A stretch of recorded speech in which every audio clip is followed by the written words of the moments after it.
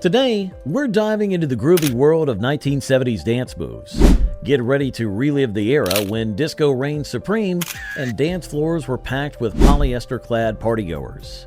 We're about to break down 15 famous dance moves that defined a decade. Fair warning, some of these might make you cringe. Others might make you want to get up and boogie. Let's get started. The hustle. Oh, the hustle. This smooth, structured disco dance became a staple at clubs across America thanks to Van McCoy's 1975 hit, The Hustle. The story goes that McCoy was inspired after visiting a New York City nightclub where he saw patrons doing a new dance. He went straight to the studio and recorded the song in just 1 hour. Little did he know, he was about to create a dance craze that would sweep the nation. Here's a fun fact. Despite its massive popularity, Van McCoy himself couldn't do the hustle. In interviews, he admitted he had 2 left feet and preferred to watch others dance to his creation. Imagine creating one of the most iconic dance moves of the decade and not being able to do it yourself. Next up, we have the bump. This simple yet fun dance involved dancers bumping hips to the rhythm. It was popularized by the aptly named song The Bump by Kenny. The beauty of this dance was its simplicity.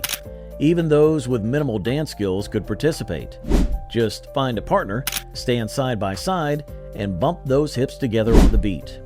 It was a great icebreaker and an easy way to get close to someone you fancy. Did you know that the bump was so popular that it spawned its own fashion trend? Bump pants became a thing. These were tight-fitting trousers with padded areas on the hips to enhance the bumping effect. Talk about dedication to a dance move. Moving on to a dance that's still popular at weddings and parties today, the YMCA dance. Inspired by the Village People's 1978 hit YMCA, this dance had participants spelling out the letters with their arms. The song was originally written as a celebration of young men staying at the YMCA, but it quickly became an anthem for the gay community and a staple at discos worldwide. Here's something that might surprise you. The Village People didn't actually come up with the arm movements for the dance. It was the audience who started spontaneously forming the letters, and the group later incorporated it into their performances. Before we continue our journey through 70s dance moves, we want to hear from you. What's your favorite dance craze? Share your stories in the comments below, and let's keep this disco ball spinning. Now, let's flap our wings and squawk about the funky chicken. Made famous by Rufus Thomas's 1970s hit, Do the Funky Chicken. Now you know you're doing the funky chicken. Oh. This dance involved exaggerated movements mimicking a chicken. It was silly, it was fun, and it was impossibly catchy. Here's a juicy tidbit. Rufus Thomas once said he came up with a dance after watching chickens in his backyard. He noticed how they bobbed their heads and flapped their wings and thought, that's a dance right there. Who knew barnyard animals could be such an inspiration?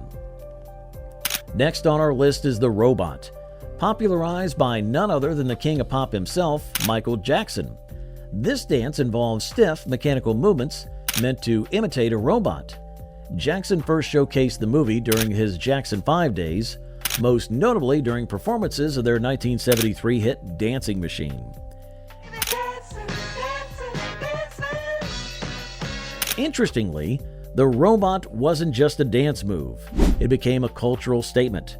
In the 70s, as technology advanced and computers became more prevalent, the robot reflected society's fascination with, and sometimes fear of, automation and artificial intelligence. Let's groove on down to the Soul Train line. Seen on the iconic TV show Soul Train, this wasn't so much a specific dance move as it was a showcase for individual talent. Dancers would form 2 lines, and couples would take turns dancing down the middle, showing off their best moves. It was a chance for everyone to shine and often led to some truly spectacular displays of creativity and skill. Here's a bit of trivia that might blow your mind. The Soul Train line wasn't actually created for the show. It was a popular dance at Chicago parties, and Don Cornelius, the creator of Soul Train, brought it to television after seeing how much fun people had doing it. Talk about bringing the party to the people. Now, let's point our way to the disco finger. Often associated with John Travolta's iconic performance in Saturday Night Fever, this move involved pointing upward while grooving to the beat. It became synonymous with disco culture and was often paired with other classic disco moves like the hip sway and the shuffle step. But here's the kicker. The disco finger wasn't just about looking cool on the dance floor.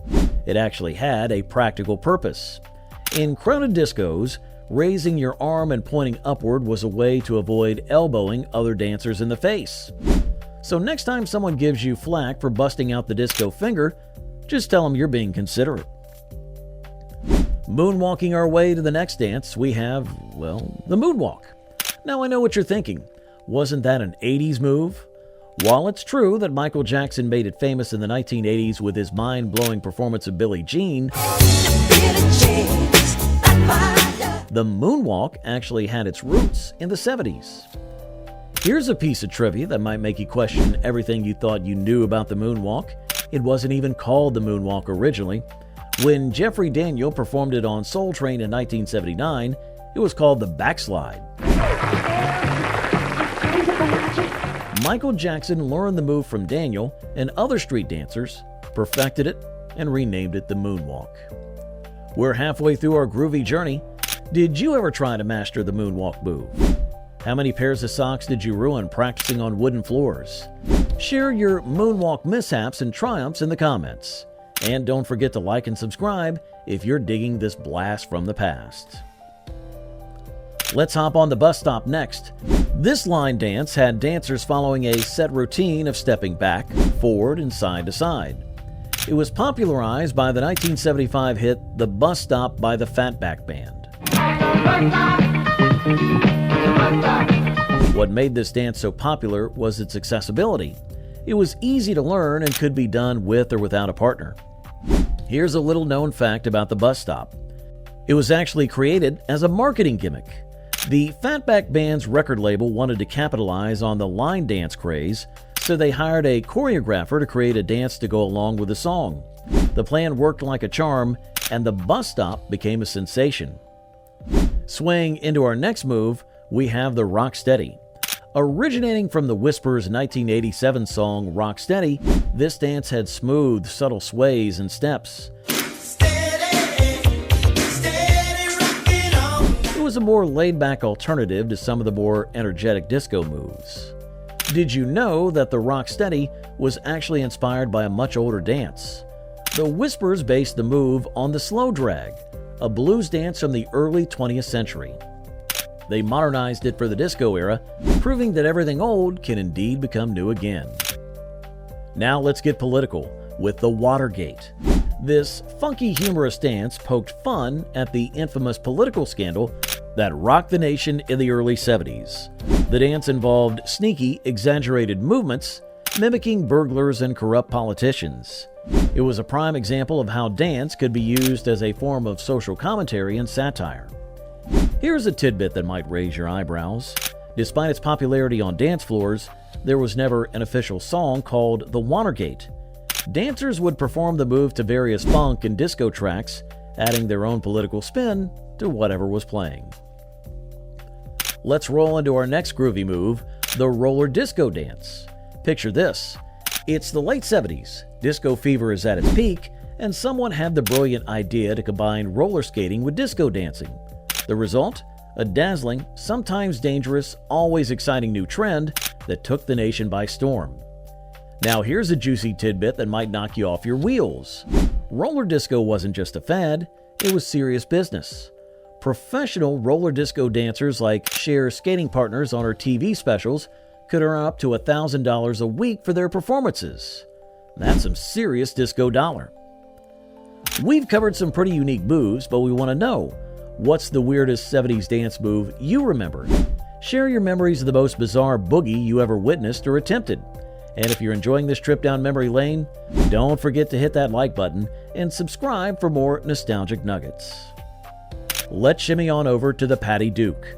Named after the actress, this dance was characterized by stepping back and forth while swaying arms. It gained popularity after being featured on The Patty Duke Show in the early 60s, but had a resurgence in the 70s disco scene. Here's a fun fact that might make you do a double take.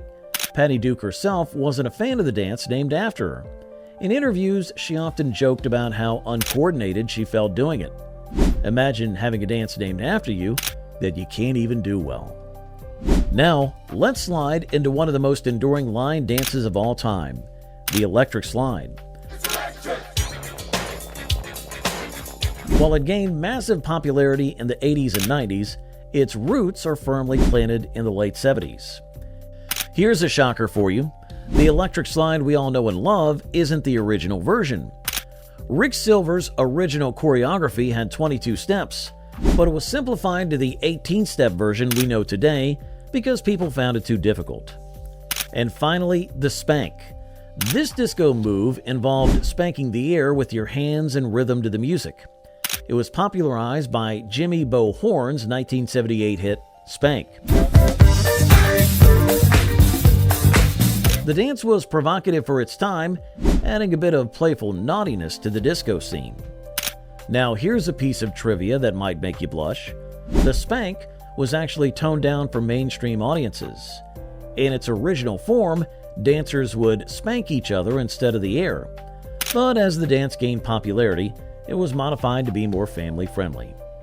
And there you have it, folks. 15 famous dance moves that defined the 1970s. They remind us of a time when dancing wasn't just about looking good, but about having fun and expressing yourself. Before we go, we want to hear from you one last time. Which of these dance moves are you most likely to try at your next party? Let us know in the comments below. And if you enjoyed this trip back to the 70s, don't forget to like, share, and subscribe for more nostalgic content. Until next time, keep grooving.